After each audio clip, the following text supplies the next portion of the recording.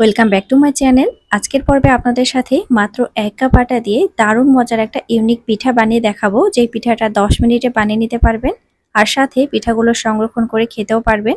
বিকেলে চায়ের সাথে খুব ভালো লাগবে খেতে। তো হ্যালো এভরিওয়ান, আমি মেরি, আপনারা দেখছেন মিক্স ফ্লেভার চ্যানেল। প্রথমে একটা বড় সাইজের বোল নিয়েছি, এবার এই বোলের ভেতরে একটি ডিম নিয়ে নেব। তো এখানে আপনারা 2টো বা 3টে ডিম নিয়ে নিতে পারেন। এই নাস্তাগুলো সহজে যেমন বানানো যায়, তেমন অনেক দিন সংরক্ষণ করে খাওয়া যায়। অল্প খিদেতে বা চায়ের সাথে খেতে দুর্দান্ত লাগে। তো এখানে আমি এবার 1 থেকে 1.5 কাপ মতো চিনি নিয়ে নিলাম। চিনিটা অবশ্যই আপনারা স্বাদ বুঝে ব্যবহার করবেন। এই পর্যায়ে চিনিটা আপনারা কমিয়ে নিতে পারেন, আবার বাড়িয়ে দিতে পারেন। যারা মিষ্টিটা একটু কম খান তারা অবশ্যই চিনিটা কমিয়ে দেবেন। এবার ভালো করে ডিমের সাথে চিনিটাকে গলিয়ে নিতে হবে। আস্তে আস্তে ঠিক এইভাবে আমরা নাড়াচাড়া করব, সুন্দরভাবে চিনিটা গলে যাবে। যে যেখান থেকে আমার ভিডিও দেখছেন, আমার ভিউয়ার্সদের কাছে ছোট্ট একটি রিকোয়েস্ট রইল, অবশ্যই আমার চ্যানেলটা সাবস্ক্রাইব করে দিয়ে পাশের বেল আইকনটি প্রেস করে রাখবেন, যাতে নতুন নতুন রেসিপি ছাড়ার সাথে সাথে আপনাদের কাছে সহজে নোটিফিকেশন চলে যায়। তো বন্ধুরা দেখুন, আমি 2 থেকে 3 মিনিট হাতে সময় নিয়ে খুব সুন্দর করে ফেটিয়ে নিয়েছি, আর এটা কিন্তু ফেনা ফেনা হয়ে গেছে। চাইলে আপনারা ব্লেন্ডারে দিয়েও কিন্তু সুন্দরভাবে এটাকে ব্লেন্ড করে নিতে পারেন, তাহলে আরো সহজভাবে হবে। এবার এই মিশ্রণটার ভেতরে আমি অ্যাড করব কাপের 1 কাপ পরিমাণে সুজি। আমরা এখানে কাঁচা সুজিটাই ডাইরেক্ট অ্যাড করে দেব, সুজিটা ভাজার কোনো দরকার নেই। আর বন্ধুরা, এখানে আপনারা সুজিটা অবশ্যই ব্যবহার করবেন। সুজিটা ব্যবহার করলে পিঠাগুলো খেতে বেশি খাস্তা হবে, খেতেও ভালো লাগবে, ভেতর থেকে একটু দানাদার ভাব আসবে। এবার এখানে 1 কাপ পরিমাণে আটা ব্যবহার করব। আমরা যে কাপের মাপে সুজি ব্যবহার করেছি সেই কাপেরই 1 কাপ পরিমাণে আটা দিয়ে দিলাম।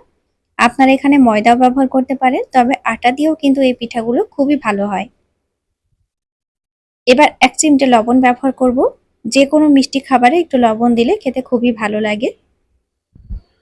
আর যেহেতু এই পিঠাগুলো আমরা সংরক্ষণ করে রাখবো কিছু দিনের জন্য, তো এখানে লবণটা দিলে পরে খেতে আরো বেশি টেস্টি হবে। এবার হাত দিয়ে ভালো করে মেখে নিতে হবে। এই পর্যায়ে আপনারা জল, দুধ কোনো কিছুই ব্যবহার করবেন না, আস্তে আস্তে মেখে নেবেন। যদি মনে হয় আপনাদের কাছে একটু শক্ত লাগছে, তাহলে অল্প করে একটু জল বা দুধ ব্যবহার করবেন। প্রথমে চিনির সাথে ডিমটাকে খুব ভালোভাবে মিশিয়ে নিয়েছিলাম।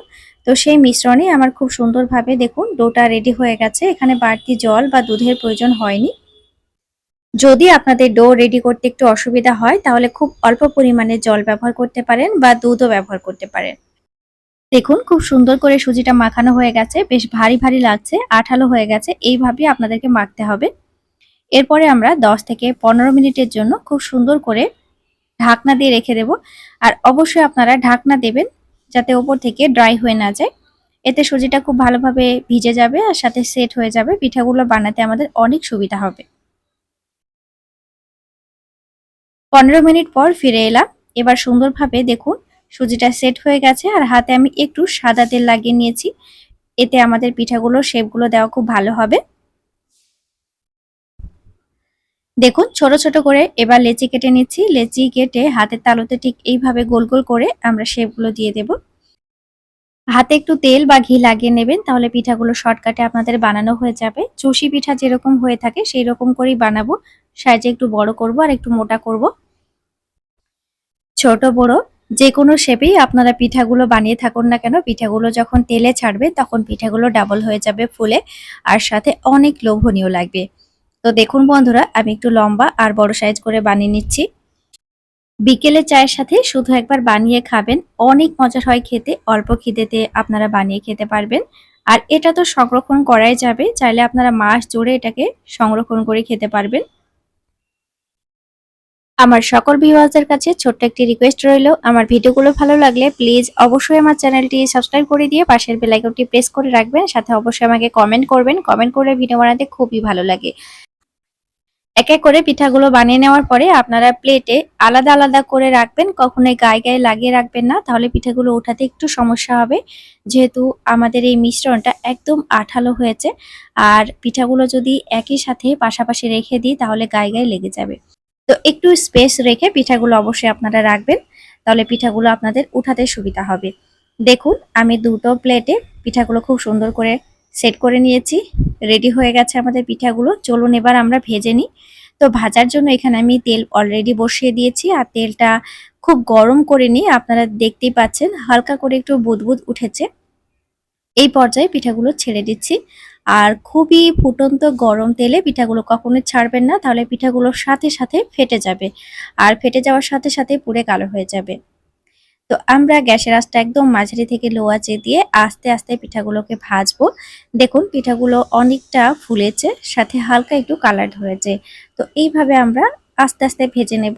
খুব বেশি টাইম লাগবে না, আপনাদের এক ব্যাচ পিঠাগুলো ভাজতে 2 মিনিট মতো সময় লাগবে। দেখুন সুন্দরভাবে ফাটা ফাটা হয়ে যাচ্ছে, আর এইভাবে যখন ফাটা ফাটা হয়ে যাবে তখনই বুঝবেন যে আপনাদের পিঠাগুলো একদম পারফেক্ট হয়েছে। দেখুন ফুলে ডাবল হয়ে গেছে আর সাথে কালারটা দেখুন কত লোভনীয় এসেছে। সাথে পিঠার উপরে যে অংশগুলো সাদা রয়েছে সেগুলো একটু উল্টে পাল্টে দেবেন আর ডুবিয়ে ভেজে নেবেন, তাহলে সব পিঠাগুলো একই রকমই হবে দেখতে। আর এইভাবে হালকা করে যখন স্কিনটা ফেটে যাবে তখনই কিন্তু আপনাদের পিঠা পারফেক্ট হবে। তো এইভাবে একবার পিঠা বানিয়ে দেখুন, আপনাদের পিঠাও পারফেক্ট হবে। আর পিঠাগুলো খেতে যে কি মজার হয় বানিয়ে না খেলে বিশ্বাসই করবেন না। তো বন্ধুরা দেখুন আমাদের এক ব্যাচ পিঠা ভাজা হয়ে গেছে, আরও এক ব্যাচ পিঠা ভাজা হয়ে গেছে। প্রত্যেকটা পিঠা একদম পারফেক্ট হয়েছে। পিঠাগুলো ভাজার পরে একটু সফট থাকবে, কিছুক্ষণ আপনারা যখন বাতাসে রেখে দেবেন তখন উপর থেকে ভীষণ ক্রিস্পি হয়ে যাবে আর ভেতর থেকে একদম নরম। তো আপনারা এই পিঠাগুলো বানিয়ে একবার খাবেন, তাহলে রেজাল্ট পেয়ে যাবেন।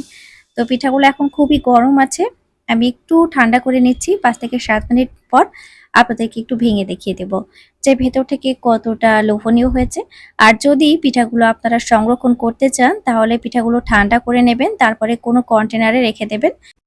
নর্মাল আবহাওয়াতেই খুব সুন্দরভাবে ভালো থাকবে, ফ্রিজে বা ডিপ ফ্রিজে রাখার কোনো দরকার নেই। দেখুন বন্ধুরা কত সুন্দর হয়েছে আর পারফেক্ট হয়েছে, দেখে কিন্তু আপনারা লোভ সামলাতে পারবেন না। যাই হোক চায়ের সাথে একবার শুধু বানিয়ে খাবেন। দেখুন ভেতর থেকে হয়েছে একদম দানাদার, ভেতর থেকে হবে একটু সফট আর ওপর থেকে হবে একটু কুড়মুড়ে টাইপের, কিন্তু পিঠাগুলো হবে অনেক নরম, দেখুন ঝুরঝুরে আর কি। সবচাইতে মজার বিষয় হলো ঘরে থাকা কয়েকটি উপকরণ দিয়ে একদম শর্টকাটে যেমন বানিয়ে নিতে পারবেন মাত্র 10 থেকে 15 মিনিট সময় হাতে থাকলে, আর সাথে বানিয়ে নেওয়ার পরে বেশ কিছুদিন সংরক্ষণ করে খেতেও পারবেন।